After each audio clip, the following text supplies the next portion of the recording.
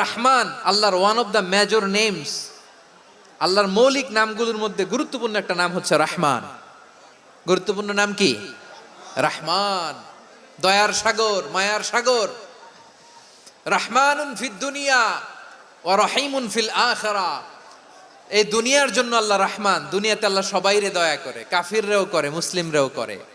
আর আখিরাতের জন্য তিনি রহিম, সেখানে কাফির মুশরিকদের জন্য আল্লাহর পক্ষ থেকে কোনো দয়া থাকবে না। চিল্লায় বলেন ঠিক কি না? এজন্য আল্লাহ বললেন আমার মৌলিক একটা নাম হলো রহমান।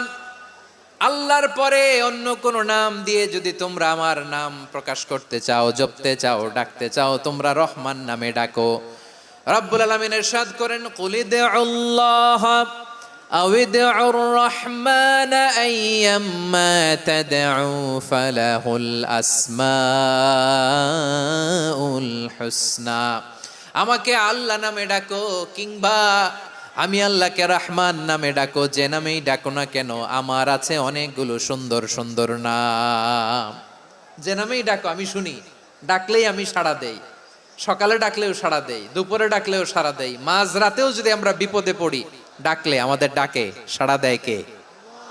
সবাই বলুন তো, সাড়া দেয় কে? আবার বিশ্বনবী যখন মক্কায় দাওয়াত দিচ্ছিলেন, তিনি মাঝে মাঝে আল্লাহর নাম বলছিলেন, মাঝে মাঝে তিনি রহমান নাম বলছিলেন।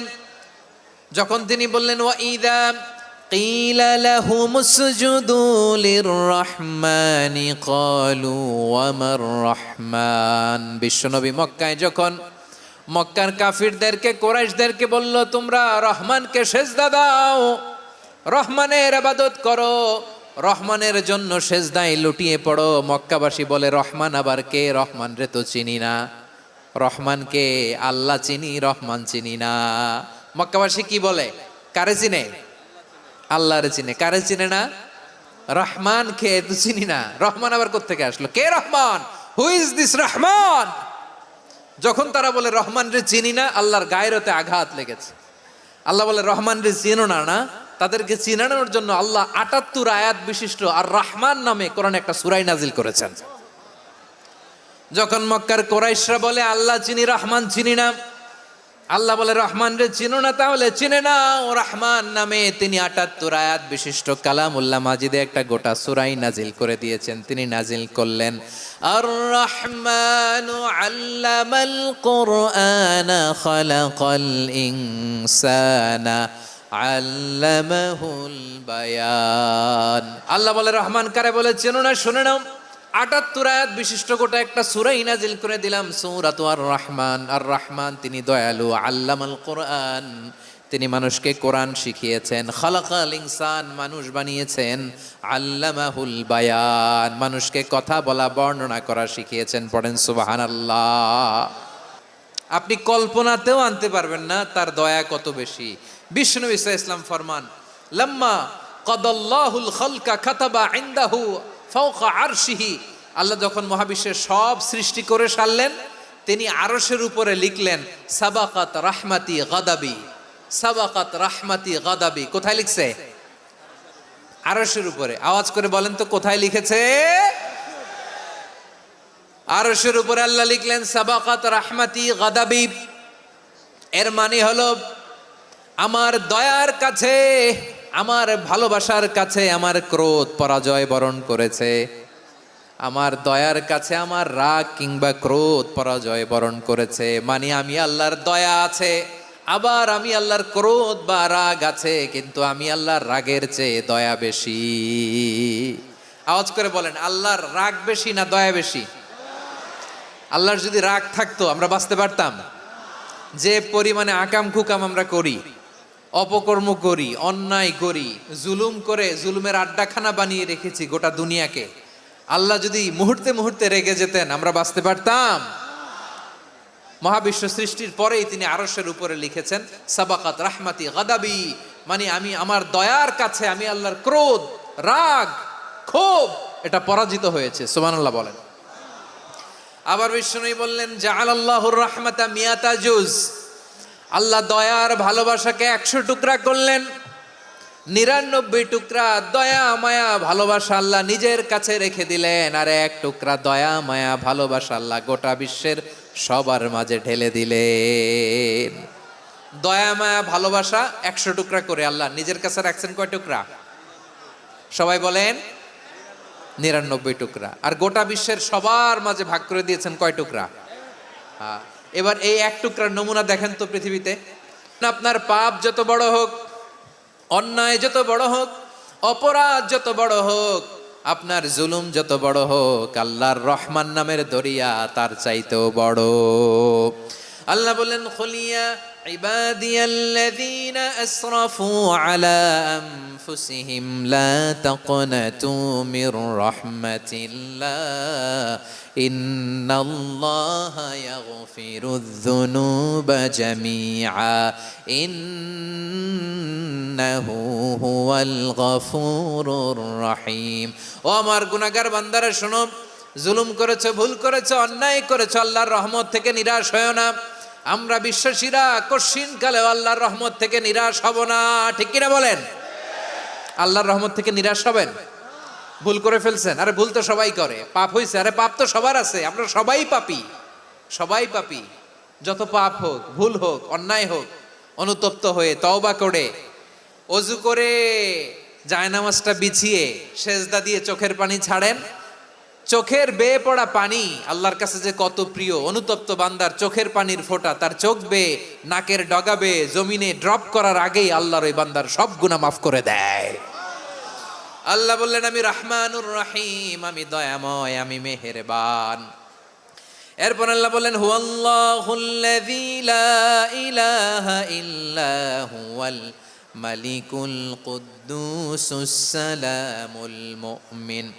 ওয়াল্লাহুল্লাযী, তিনি এমন আল্লাহ, লা ইলাহা ইল্লাহু, তিনি ছাড়া কোনো ইলাহ নাই। আল মালিক, তিনি হলেন আল মালিক মানে সম্রাট। আল মালিক মানে হচ্ছে the king, the king of kings, সব রাজার বড় রাজা, মহারাজা। তার চেয়ে বড় রাজা আর কেউ নাই, তার চেয়ে বড় সম্রাট আর কেউ নাই, তার চেয়ে বড় ক্ষমতাধর সত্তা মহাবিশ্বে দ্বিতীয় কেউ নাই। চিৎকার করে বলেন ঠিক কিনা? তিনি আল মালিক।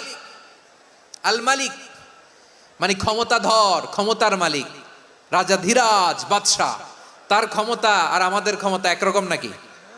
হ্যাঁ, আমাদের দুনিয়াতে ক্ষমতা অস্থায়ী ক্ষমতা, ঠিক কিনা বলেন? আইজ আছে কাল নাই, এরকম না ক্ষমতা? আল্লাহর ক্ষমতাও তো এরকম না, আইজ আছে কাল নাই এরকম। দুনিয়াতে দেখবেন কোন দেশের প্রেসিডেন্টের 4 বছরের ক্ষমতার মেয়াদ, কোন দেশে 5 বছরের। আল্লাহর কয় বছরের? 10 বছরের নাকি 20 বছর, 100 বছর। আল্লাহর ক্ষমতার মেয়াদ কতদিন বলেন? বুঝে থাকলে বলেন তো। চিরকাল তার ক্ষমতার মেয়াদ। চিল্লায় বলেন ঠিক কিনা? নিরঙ্কুশ ক্ষমতা, একচ্ছত্র ক্ষমতা বলতে যা বুঝায়, এই ক্ষমতা একমাত্র আল্লাহরই আছে। আমাদের ক্ষমতার জন্য আমরা ডিপেন্ড করতে হয়, ওর ডিপেন্ড লাগে, ওই জনমত নেওয়া লাগে, ওই জনগণের কাছে যাওয়া লাগে, ভোট চাওয়া লাগে, এরা ভোট দিলে এরপরে আমরা আসবো, ঠিক কিনা? আবার জনগণ না চাইলে আমরা নাই। আল্লাহর ক্ষমতা কি এরকম? হ্যাঁ, আবার দেখবেন দুনিয়াতে ক্ষমতায় যাওয়ার জন্য জোট করা লাগে, জোট। জোটের রাজনীতি আছে না নাই? জোট হয়, শরিক হয়, এই হয়, সেই হয়, নানাভাবে দুনিয়াতে ক্ষমতায় আসতে হয়। আল্লাহ বলে আমার ক্ষমতার জন্য কারো উপর বিন্দু পরিমাণ আমার ডিপেন্ড করা লাগে না। সৃষ্টি শুরু থেকে আমি ক্ষমতার চেয়ারে বসা, মহাবিশ্বের শেষ পর্যন্ত, সীমাহীন ভবিষ্যৎ পর্যন্ত আমি ক্ষমতার চেয়ারে থাকবো। আমি হলাম আল মালিক, আমার ক্ষমতার কোনো কমতি নাই, কোনো ঘাটতি নাই। কেউ আমার ক্ষমতা থেকে নামাতে পারবে না। পারা যাবে? আল্লাহ বলেন না, আমি হলাম আল মালিক, আসল ক্ষমতার মালিক, the king of kings, the owner of ultimate power, the owner of ultimate authority, the owner of ultimate sovereignty. নিরঙ্কুশ একচ্ছত্র ক্ষমতার মালিক হচ্ছি আমি আল্লাহ। আল্লাহ তাআলা সূরা মুলকের শুরুতে বলছেন তাবারাকাল্লাযী বিয়াদিহিল মুলকু ওয়া হুয়া আলা কুল্লি শাইইন কাদির। মহিমান্বিত সত্তা, যার হাতে ক্ষমতা, তিনি যা চান তাই করতে পারেন। আওয়াজ করে বলেন তো তিনি কে? আবার আল্লাহ বলেন কুলিল্লাহুম্মা মালিকাল মুলকি তুতিল মুলকা মান তাশাউ ওয়া তানজিউল মুলকা মিম্মান তাশা وتعز من تشاء وتذل من تشاء بيدك الخير إنك على كل شيء قدير الله أكبر এ নবী আপনি বলুন আল্লাহুম্মা মালিকাল মুলক আল্লাহ আপনি ক্ষমতার মালিক তুতিল মুলকা মান তাশা যাকে চান তারে ক্ষমতার চেয়ারে বসান ওয়া তানজিউল মুলকা মিম্মান তাশা যাকে চান তাকে ক্ষমতার চেয়ার থেকে ছুঁড়ে ফেলে দেন তিনি কে ক্ষমতার চেয়ারে বসায় কে আবার মনে চাইলে আস্থা করে ছুঁড়ে নিক্ষেপ করেন তিনি কে আবার আল্লাহ বললেন ওয়ালাম ইয়াকুল্লাহু শারীকুন ফিল মুলকি আমার ক্ষমতায় কোনো শরীক নাই